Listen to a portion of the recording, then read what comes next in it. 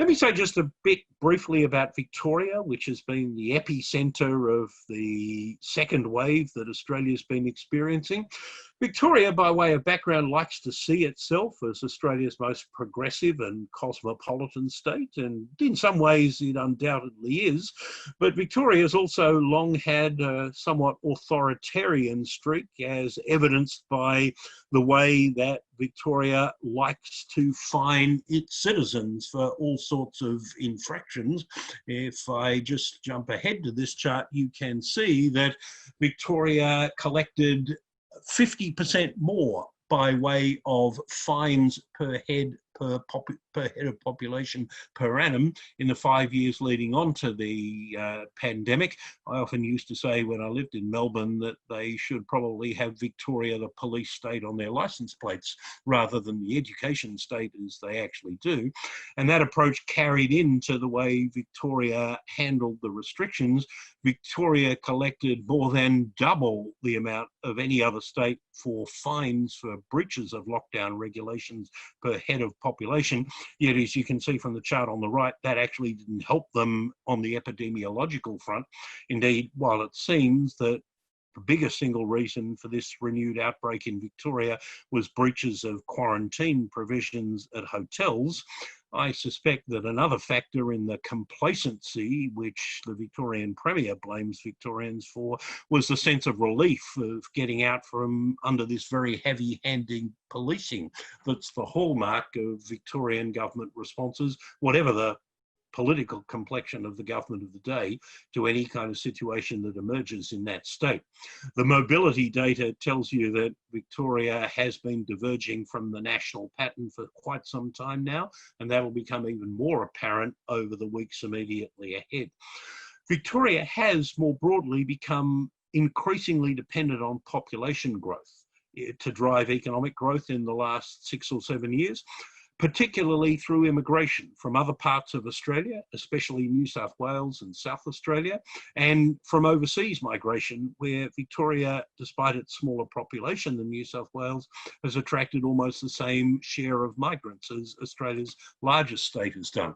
And that means when you strip out the impact of population growth on overall economic growth, Victoria's per capita economic performance has actually been worse than the national average over the past decade.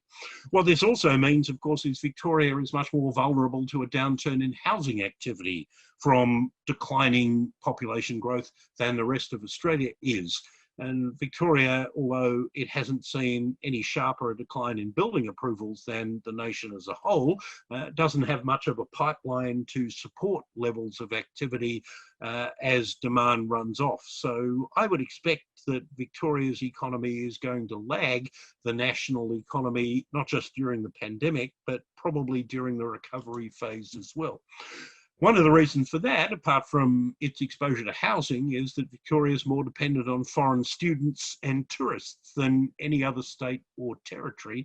And we know that tourism and international education are going to be subject to restrictions on movements across our international border in a way that most other areas of economic activity are not. Second last section is to have a look at the way Australian policymakers have responded to the pandemic and the ensuing downturn. By international standards, the federal government's policy measures have been large.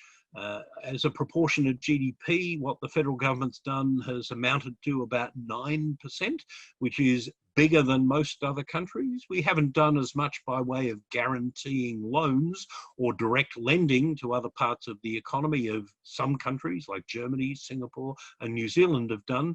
But nonetheless, the actual impact on the budget of government decisions has been pretty large. The government has tried to make its measures simple to administer and to make greatest use of existing systems. That's created some anomalies, such as the one under JobKeeper, where some part-time workers are getting more for not working than they were when they were actually working. But another important priority of the government has been for these measures to be readily switched off once the need for them has passed, rather than being baked into the level of government spending as some of the measures deployed during the last financial crisis in 2008-9 ended up being.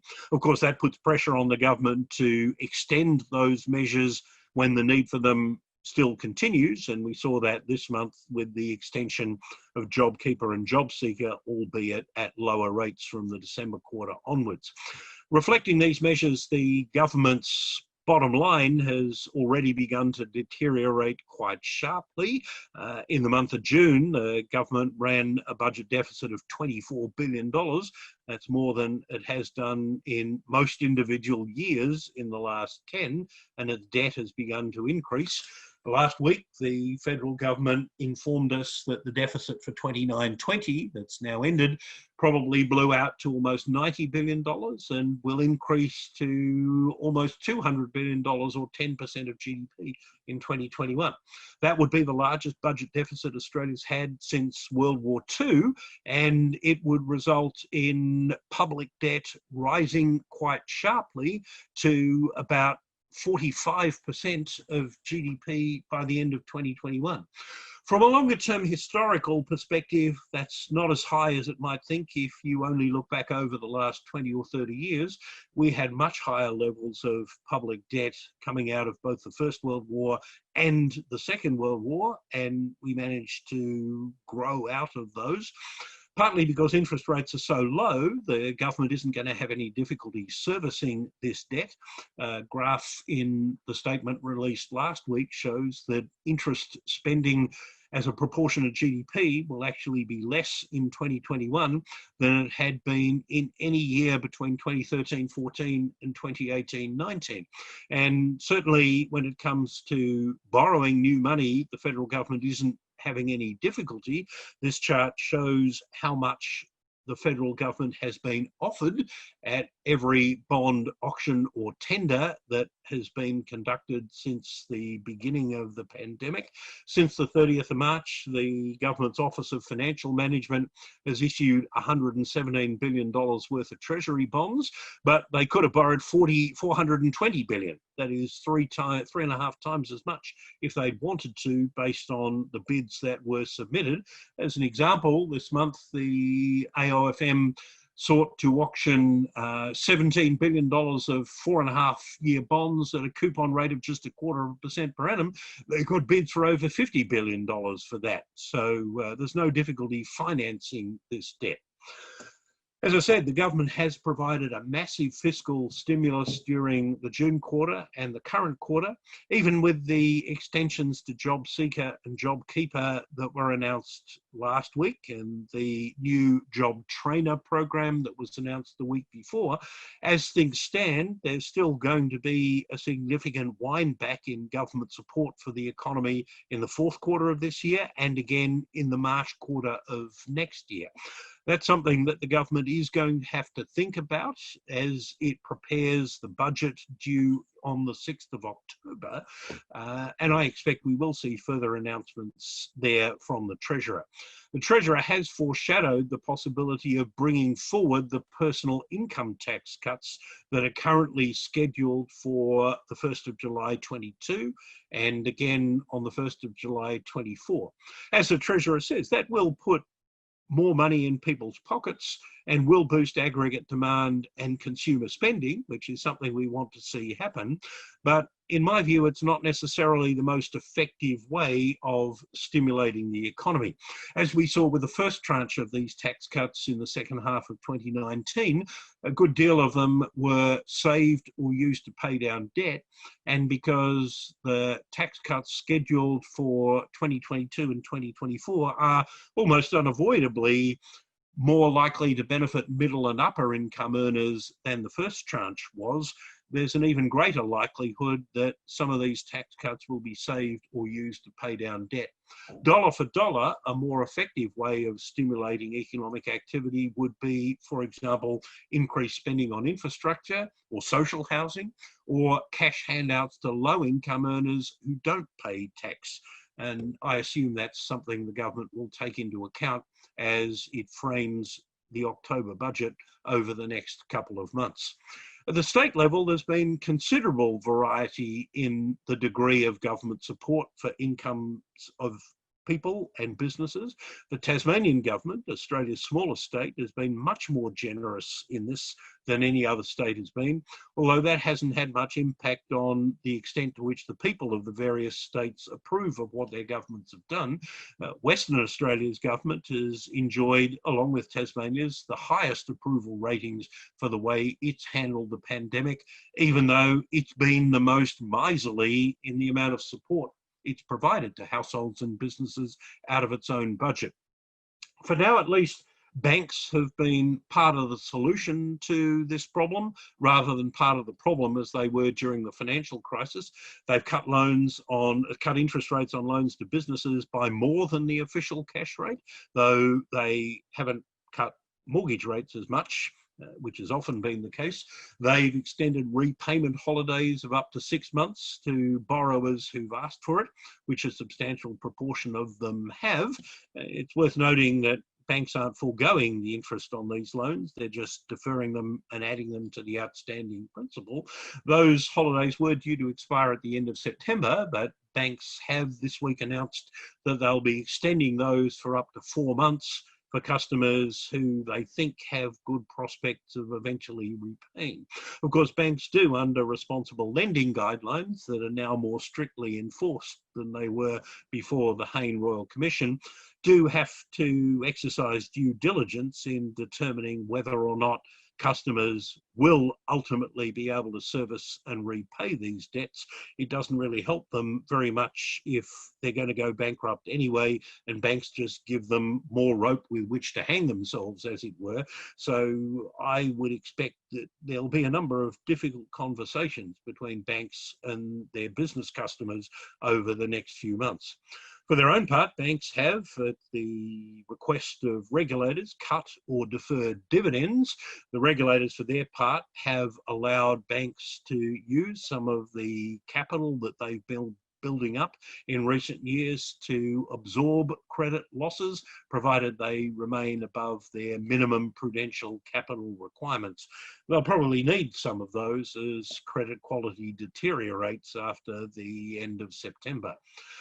The Reserve Bank cut interest rates as far as it could in March, and they've left them at 0.25% since then. They've committed to keeping the cash rate at 0.25% until, as they put it, progress made towards full employment, and they're confident that inflation will be within the 2 to 3% target band in a sustainable way. 3 weeks ago, Guy Debelle, the Deputy Governor, said that in practice that means the cash rate's going to remain at this level for some years to come. Unlike some of its sister central banks, the Reserve Bank has no appetite for negative interest rates, but they have been engaging in their own form of quantitative easing with a view to keeping the 3-year yield at 0.25%. So far, they've bought about $50 billion worth of bonds in pursuit of that objective, although they haven't needed to buy any since the 6th of May. The Reserve Bank has been providing additional liquidity to the credit markets when it's been needed, most particularly in March and around the end of the financial year, but otherwise things have been pretty normal in recent weeks. They've also instituted a term funding facility to provide cheap finance to banks at 0.25% per annum so that they can lend it out, particularly to small and medium-sized businesses. So far, the take-up of that facility has been fairly modest at just under $25 billion, but the Reserve Bank expects that banks will draw more on that over the remaining 2 months as some of their existing funding starts to run off and there's less certainty about what future rates may be in the minds of banks. As I said, the Reserve Bank's quantitative easing program, modelled on the Bank of Japan's yield curve control, has been pretty effective in meeting their target of keeping 3-year yields at around 0.25% per annum. Certainly, they've been able to do a lot less than the Reserve Bank of New Zealand, which has had a more European-style quantitative easing program, the RBNZ has bought 5 times as much by way of bonds as a proportion of GDP as the Reserve Bank has done. Sorry, I should say 3.5 times as much, not 5. But they've been less successful in stabilising medium-term bond yields than the RBA has done. I don't know whether that's because the Reserve Bank of New Zealand is also flirting with the possibility of negative interest rates. They can perhaps afford to contemplate that because all the banks in New Zealand are Australian owned, so they're not damaging their own institutions in the same way that negative interest rates have, according to some arguments in Europe and in Japan, where they've been tried. The Reserve Bank is indirectly absorbing quite a lot of increases in Commonwealth and state debt so far, but the Reserve Bank governor last week explicitly ruled out not just negative interest rates, but also the application of so-called modern monetary theory, the idea that in these circumstances, government debt should be financed, or government spending, I should say, should be financed simply by printing money. To be fair to modern monetary theorists, I accept that printing money to finance government spending needn't cause inflation in circumstances where there's spare capacity in the economy, as there is now. And it's a mistake to say that in those circumstances we get the same results as printing money did in, for example, Zimbabwe. But as Governor Lowe was at pains to emphasise, one of the great risks with all of this is that once governments become accustomed to the idea that they can spend money without having to raise taxes or borrow it and raise interest rates, it might be very hard to wean them off it. And even some of the safeguards that people like Stanley Fischer have proposed, that the decision as to when that sort of monetary financing of deficits should cease should be left to central bankers rather than to politicians, is one which, according to Phil Lowe, would be hard to sustain in a democratic society like Australia's, or as he said, hard to maintain that type of safeguard over time. But more to the point, as Governor Lowe said, the government's having no difficulty raising borrowings at very low interest rates, so we in particular don't need to go down the MMT path, in his view or mine. Let me conclude with a brief look at the outlook for the Australian economy. I'm pretty convinced that we're not going to have a V-shaped recovery. The path out of this downturn will be much more gradual than the path into it was. One of the most obvious reasons for that is that social distancing requirements are being relaxed gradually rather than all at once. In some cases, as in Melbourne, they're being reimposed, and even in circumstances where they have been relaxed. Kind of regulations that have been introduced to make businesses COVID safe, which, for example, restrict the number of customers they can have on their premises at any one time, are adding to the costs of business operations, and in some cases making it uneconomic for them to reopen at full strength until the restrictions are completely relaxed. Another important point, I think, is that many people are going to exercise voluntary social distancing. That is, they'll remain wary of exercising all of their newly regained freedoms, even as restrictions are removed. A survey the ABS conducted early last month gives some insight into that. It tells us that people are going to be pretty comfortable about going back to work, about sending their kids to school, or about seeing a health professional in person once they're allowed to.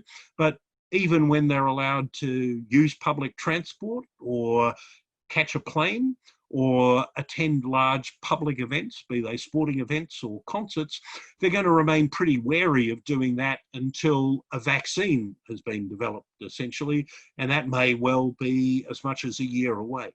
In addition to that, there are inevitably going to be some businesses who won't have survived the shutdown period. And as we've seen, some, perhaps many of those who do survive, won't immediately return to pre-outbreak levels of employment. So employment's not going to snap back quickly to pre-pandemic levels. And as we've seen already, many of those who do return to work won't be returning to the same hours of work and hence the same incomes that they were earning before the pandemic struck. That in turn is one reason why the recovery in household spending is likely to be gradual, because the recovery in incomes will be gradual as well. A lot of households have run down discretionary savings to at least some extent. A surprising proportion of people have taken up the government's offer of withdrawing up to $20,000 from their superannuation savings, and others who've kept their superannuation savings have had them depleted to some extent by adverse movements in the share market. And the experience after the financial crisis tells us that many people in that situation will look to rebuild their savings by spending less of their income once their income returns. There's another group of people who've, as I mentioned before, deferred repayments of their mortgages. When they do start servicing their mortgages again, they're going to face either longer mortgage repayment periods or higher repayments, which inevitably will constrain their spending capacity to some extent. And if, as I suggested before, property prices start falling when the real estate market begins to operate more normally, then there'll probably be some negative wealth effects on consumer spending associated with that, as we saw during the period from 2017 to mid-2019, when property prices were falling in most of Australia's capital cities. I've mentioned before that there's some risk of a setback when government support programs come to an end, as nearly all of them were scheduled to do at the end of September. Even now that the government has tapered those programs, the fact that payments under JobKeeper and JobSeeker will be scaled down from the beginning of October and then again from the beginning of January next year could dampen economic activity, as will the reimposition of restrictions on the movement or gathering of people in Victoria in the past 6 weeks, which may have to be extended or which may occur in other parts of the country if they experience similar outbreaks.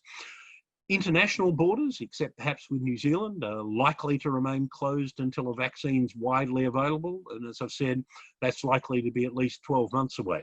So sectors like aviation and tourism won't be having a V-shaped recovery, even if some other parts of the economy do.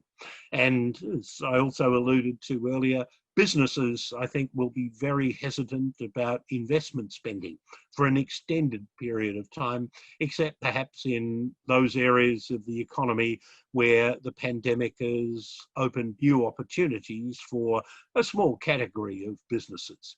Treasury's forecasts published with the Treasurer's economic statement last week paint a pretty grim picture of the Australian economy. It might not have been as bleak as seemed likely 2 months ago when Treasury was saying the unemployment rate could peak at over 12%, but nonetheless, all of the major categories of private sector spending are going to show significant contractions in the year ahead. Public spending will provide an important partial offset to that, but it's still not going to prevent a 2.5% decline in real GDP in the coming financial year. More broadly, I've been arguing for some time that the factors which helped us achieve almost 3 decades of continuous economic growth won't be there in the same force as they have been. Looking back on that period, population growth, which in Australia was about 1% per annum faster than our advanced economy peer group, largely as a result of our immigration program, isn't going to resume for some time. Treasury's telling us that we'll only get 30,000 migrants in the coming financial year. And even after then, the government may well not choose to allow the migration intake to return to what it was beforehand if unemployment remains relatively high. Another factor that helped us achieve 30 years of continuous economic growth was our unusual economic relationship with China.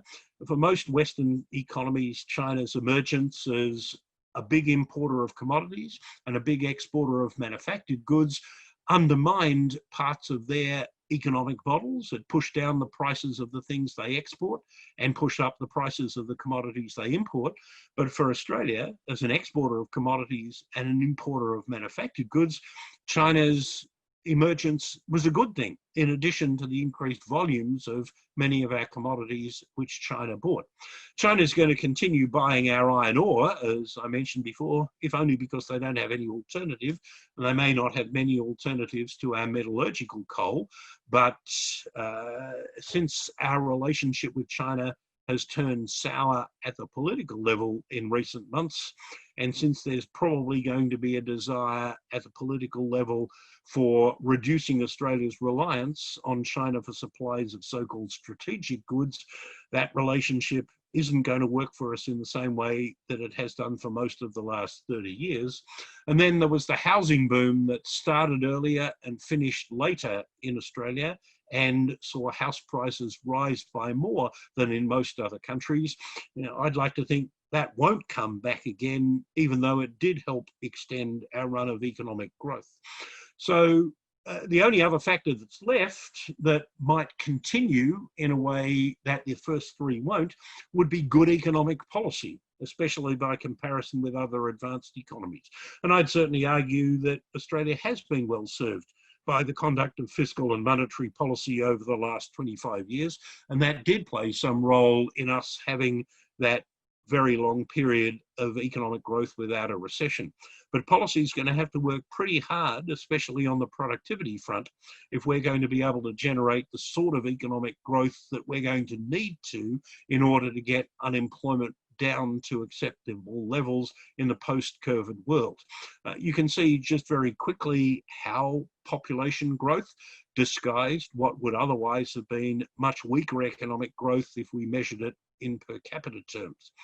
You can see that over the past 5 years, we have become much more dependent on more people entering the labour force or working more hours than we were between the early 90s recession and the onset of the financial crisis. In the last 5 years, barely more than a quarter of our economic growth has come from improvements in labour productivity, compared with more than half of it in the period between the early 90s and 2008. We're going to have to flip that around if we want to achieve the sort of economic growth we need to achieve in order to get unemployment down to where it was before the pandemic, and indeed, hopefully, even lower. As I've mentioned, we're very dependent on China, and that's not going to work as well for us as it has done over the last 30 years. Me just jump forward here to show again the impact of the housing boom and the debt that went with it. We have the second highest level of housing debt as a proportion of GDP in the developed world as of the end of last year, and I suspect households are going to be pretty reluctant to add to that, indeed as they had been over the 3 or 4 years prior to the onset of this pandemic, and we can't rely on that as a source of additional economic growth either. It would be very dangerous if we did. Just to conclude with some other possible longer-term consequences of the pandemic. I think the pandemic's going to result in an accelerated retreat from globalization. That was already underway, of course, since the turn of the century with the collapse of the Doha round, with the way that governments have imposed more controls on the movement of people as part of the struggle against terrorism, and under Donald Trump's America First policies, against which some countries, perhaps understandably, have retaliated. The mistrust of international supply chains that the pandemic has engendered in some quarters, and the desire for greater self-sufficiency in so-called essential or strategic products, will probably create a new leg of deglobalization, which may provide short-term benefits for some economies, but I think will also have some costs. And we know from history anyway that when governments give themselves greater controls over the movements of people or capital, they rarely let them go. You can only see that, you can see that very clearly with the increased emphasis on airport security and all the costs that that has entailed over the last 20 years. More broadly, societies are going to have greater expectations of government in responding not only to economic threats, but to a range of other challenges that we as societies face. Having done things that were considered unthinkable during this downturn, governments are going to be expected to do more during future downturns. And I wouldn't be surprised, for example, if governments are faced with the argument that having shut down large portions of the economy in order to deal with the health challenge posed by the COVID-19 virus, they're also expected by at least some in our community to shut down the thermal coal industry as part of the way Australia responds to climate change. I'm not necessarily advocating that, but I wouldn't be surprised if some people who do argue that climate change is the most serious long-term challenge we face, and I'd agree with that proposition for what it's worth, didn't express their demands in that sort of way.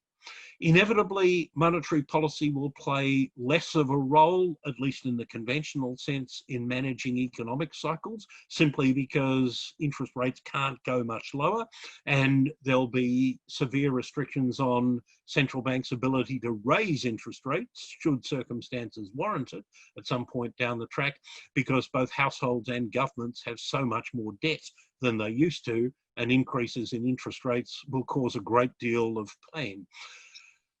We've already seen significant changes in the way that some people work, more working from home, less going to conferences, less travel, both overseas and domestically.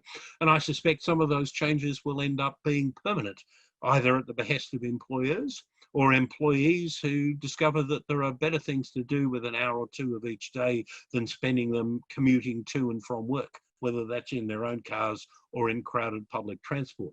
That may have some implications for the demand for commercial office space, among other things, as well as perhaps for the desirability of living in high-rise apartment towers. I've already mentioned that there has been diminished use of public transport, and that may have some important implications, not only for the scale of existing transport operations, but also for the way that cities are planned. I've also noted the accelerated decline in the use of cash for transactions, which I think will be a permanent feature. Most countries in the Western world are rethinking their relationships with China. That's partly, of course, because of the way countries feel they've been caught out with their dependence on China for supplies of products that have been vital in the battle against the virus itself, such as masks and personal protective equipment. But it's obviously extending more broadly than that for geopolitical reasons. I'd argue, though some might disagree, that the more belligerent tone that China's taking in its dealings with many of its neighbours, not just Australia, has contributed to a greater wariness among not just the United States, but other countries in Europe and in this part of the world in Asia towards their dealings with China. And that, of course, is going to be especially challenging for Australia, given our unusual economic relationship with China that I mentioned before. And finally, I think the pandemic has brought a further erosion of the respect which countries used to have for US leadership and competence in dealing with these and other challenges. And unless Donald Trump loses the November election and Biden can reverse the damage that's been done to perceptions of US credibility, competence, and commitment, that may be another lasting consequence of the pandemic of 2020.